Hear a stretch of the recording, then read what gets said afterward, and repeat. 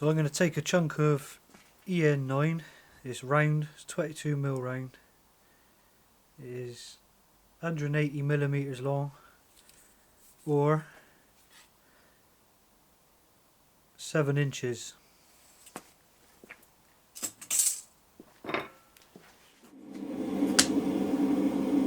So the first thing we want to do is put a striking end on the end of the tool. So we're going to make an octagon.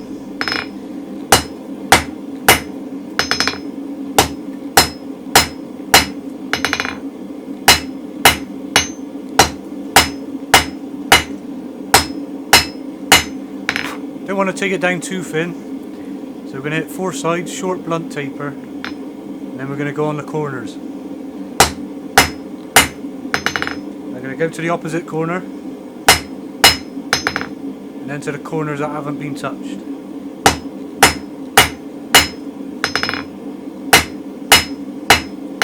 And then we're going to planish every single flat face then, all 8 flat faces.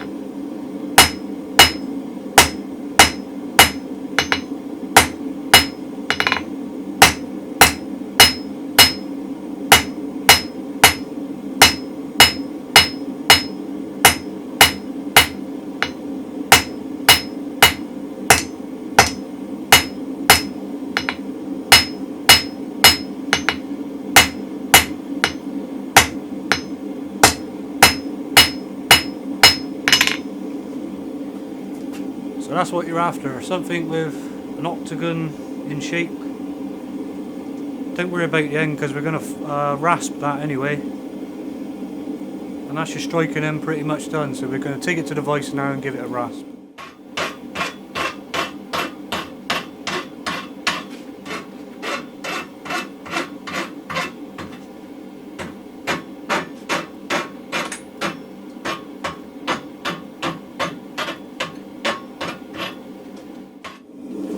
So this is what we're after. 8 sides and a dome top.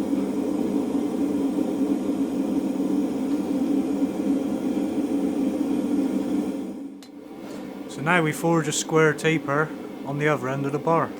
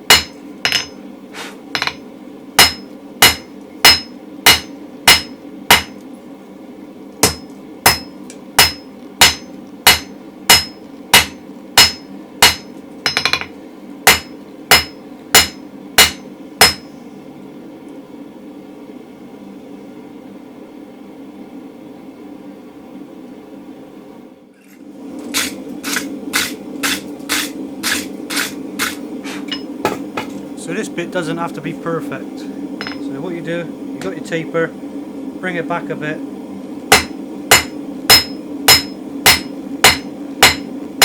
and then work that. But don't work it to the end, keep that a little bit thick.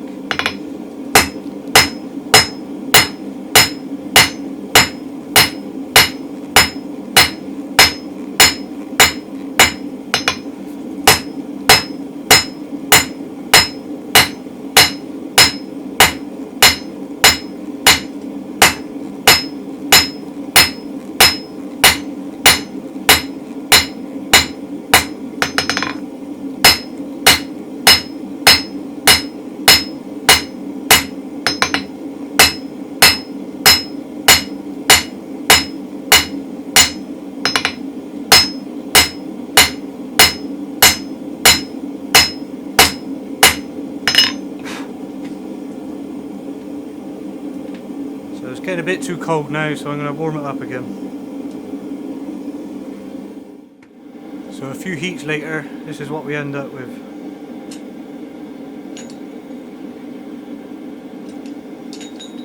All equal sides, all the whips are equal. I've got enough room for my hand to hold it. So once we get to this stage, we're going to run down the corners, every corner, and we're going to take it to 8 sides. And I'm going to show you the heats that I use, the sort of pressure that I use, and then we're going round it up after. So what I'll do is start this at a lower temperature than I would forge it, just to get the corners in. So I'll put it on the flat, turn it on the corner, so the corner's in the middle, and then I'll strike from the far end up to the handle.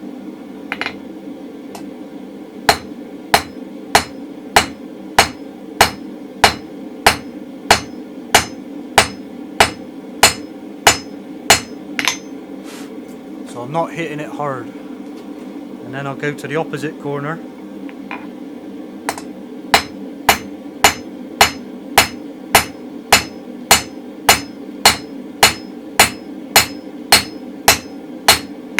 And then work that up to the handle. And then go on to the corners that haven't been worked.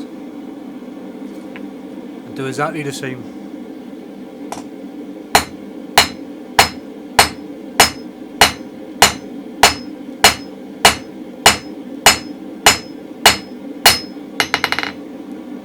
Turn it to the opposite corner.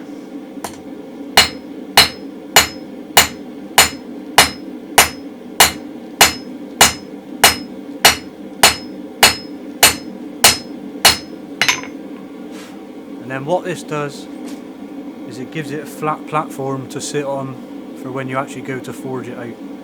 So we're going to take another heat and then we're going to whack it hard and put the 4 corners in.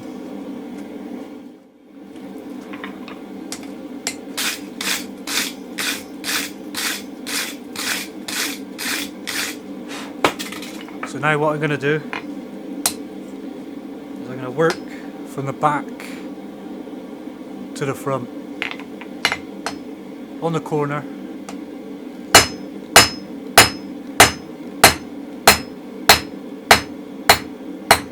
and as I get to this end I'll soften the blow a little bit. Opposite corner.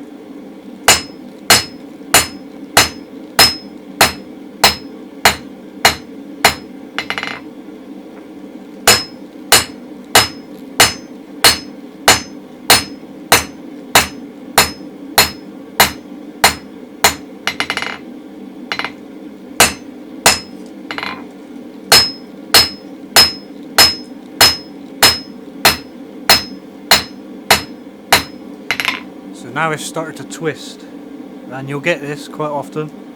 The way to remedy it is to work down your 4 original sides.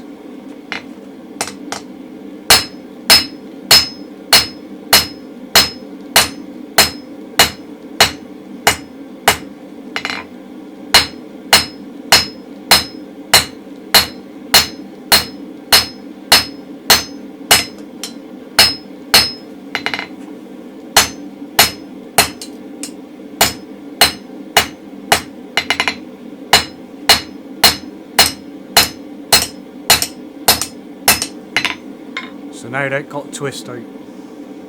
Now I'll take another heat and I'll do exactly the same thing. So I'll go back to the corners now.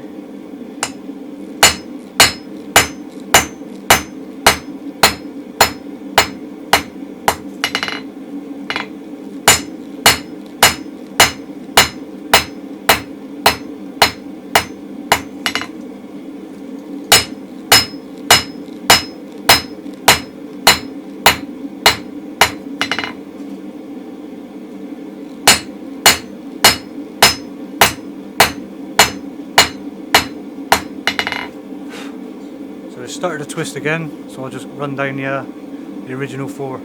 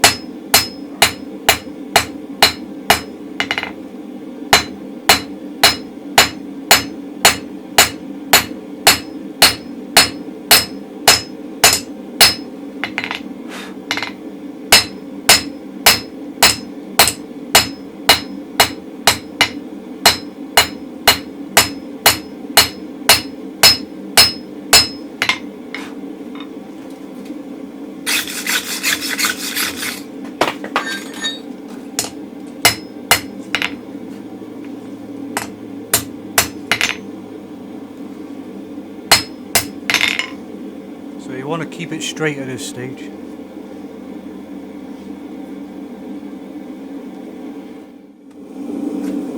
So get it nice and hot.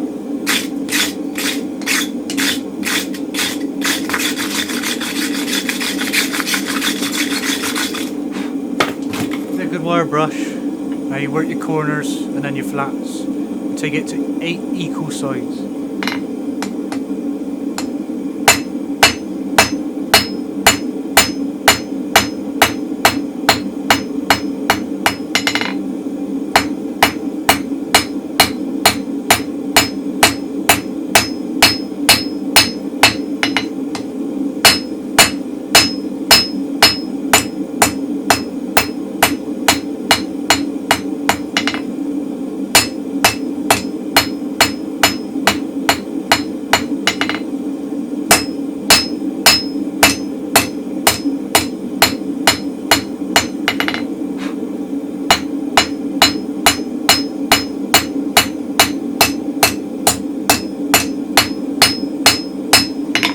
Keep it straight.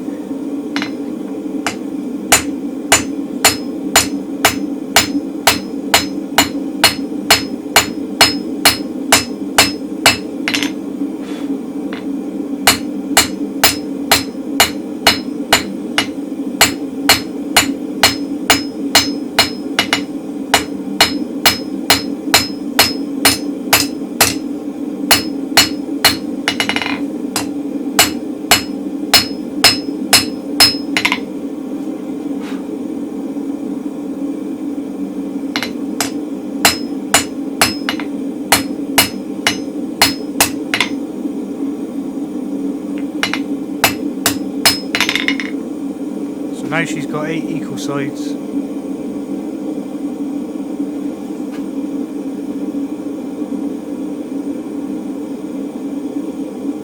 So the next heat will come out and we'll work all them corners to take it to 16 sides.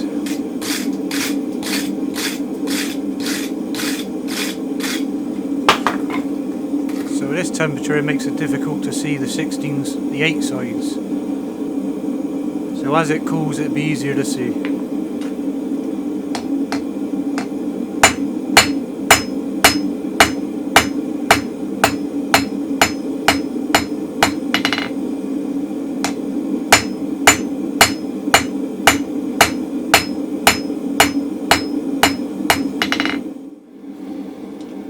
So you can see it's pretty rough, but there's hardly any sharp corners on it anymore. You can't really see the 16 sides. You can't really tell that you're going to go to 32 sides. So what we're going to do is round it up after in the next heat. And to round it up, all you got to do is just drop the hammer on it and rotate the bar. That's all you're doing. You don't have to hit it hard. You don't have to hit it real soft. You just lift an hammer and bounce on it. And then what you do is you work from one end, usually the punch end. Rotate the tongs in the hand, rotate the bar. And then you work your way up the bar all the way to the striking end. And then what this will do is round it all up. And you're 90% there. So what we're going to do now is wire brush it, get all the scale off, and then give it a rasp.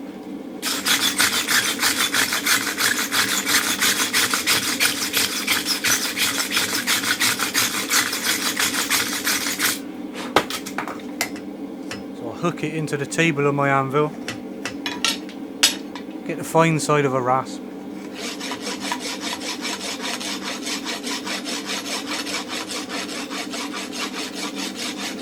And as I rotate my hand, it'll rasp it nice and round.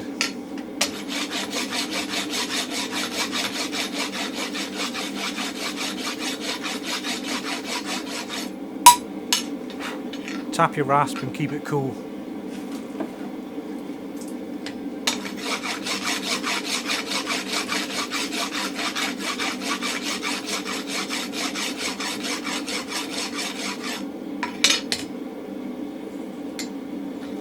see I've been biased to the top end. Now I'll heat this end and then I'll rasp that as well.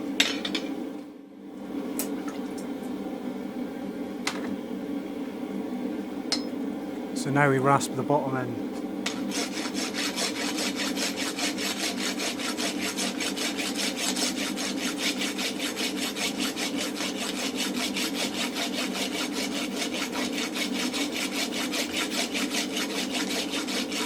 What you see is the shiny bits are the high spots, and the bits that don't get touched by the rasp are the dull spots. You keep going until it's all shiny.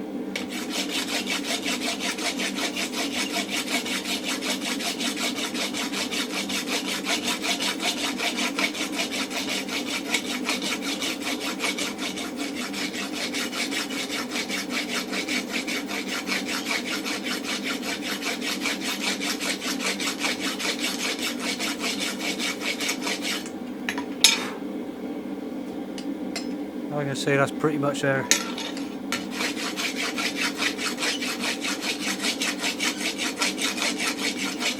Here you go, you can see it now.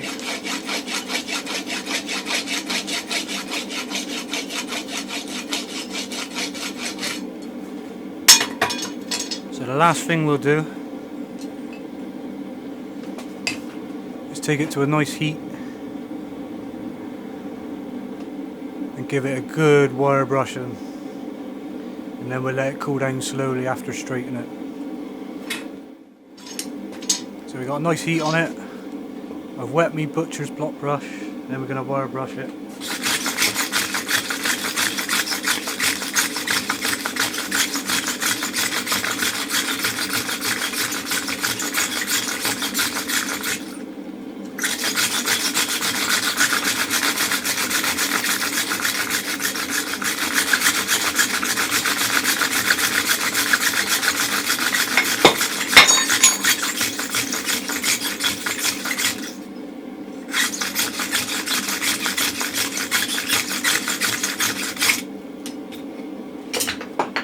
Drop it if you want.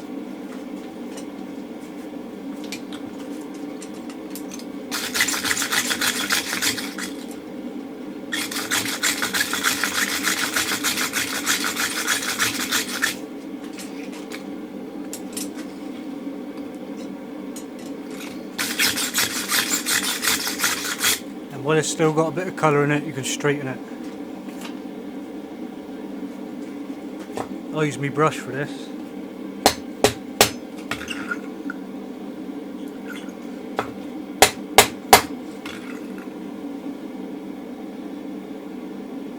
Brush doesn't dent it.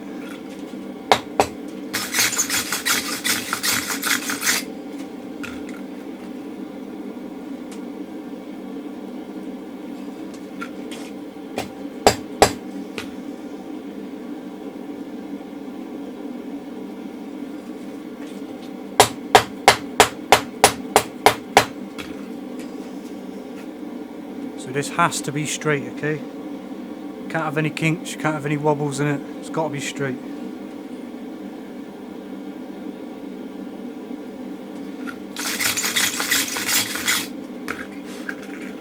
So that's good for me. It's got about a 6mm punch end, and there's a lovely taper all the way from the back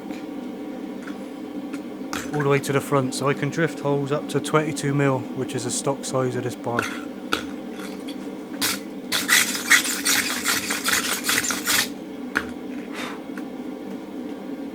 So what I'll do is I'll heat that up again, and then I'll let it rest overnight to anneal, sit it in the forge.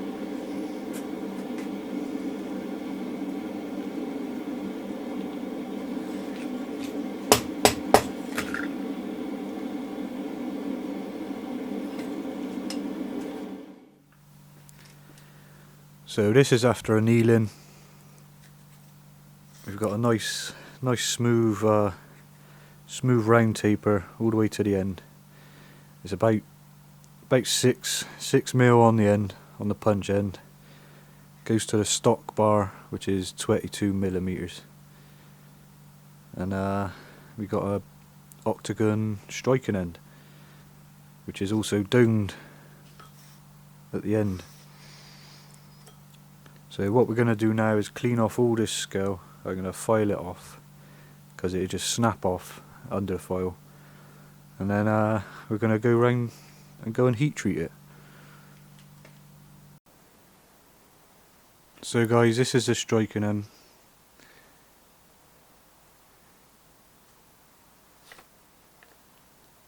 So it's got 8 sides. You could take it round if you wanted to.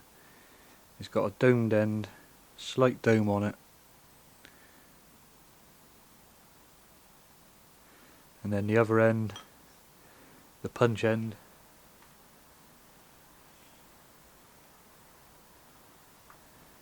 it's nice and round.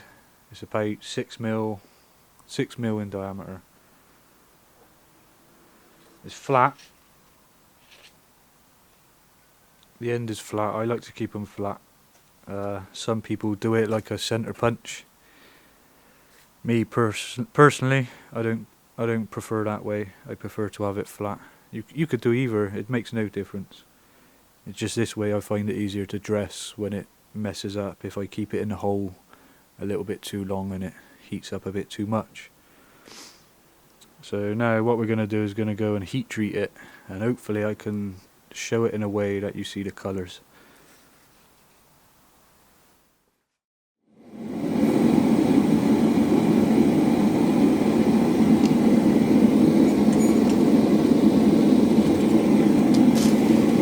So what we have here is, obviously it's a water quenchant, EN9 steel, so I'm going to wait until it gets to the colour that I need to harden it.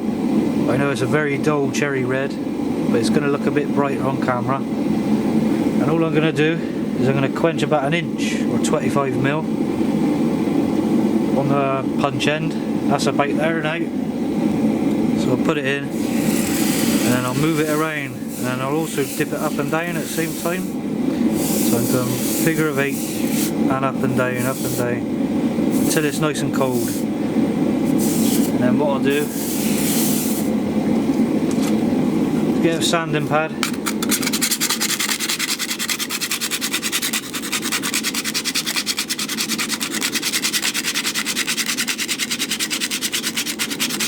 And then I'll scratch out the surface.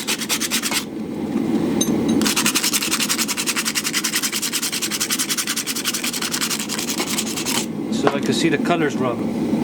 I'll zoom you in so you can see.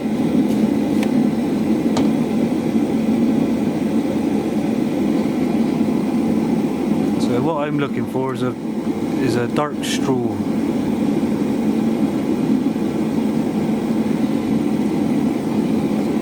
So we've got a light blue, dark blue, purples, browns. Then we're going into the straws. So what I'm doing is waiting for that straw colour to go to the end, and then when it reaches the end I'll put it into the water, cool it off, and then I'll repeat it until these colours don't run to the end anymore.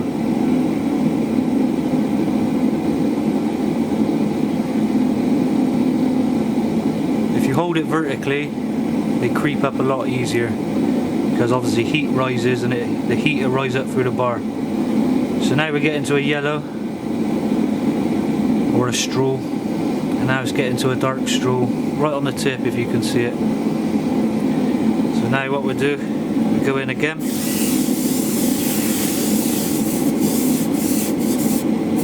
and hopefully I can give you a close-up of the next one. So now, after about 3 or 4 minutes, the temper's gone to the end. On the end, not a dark straw yet, that's a dark straw, just about there.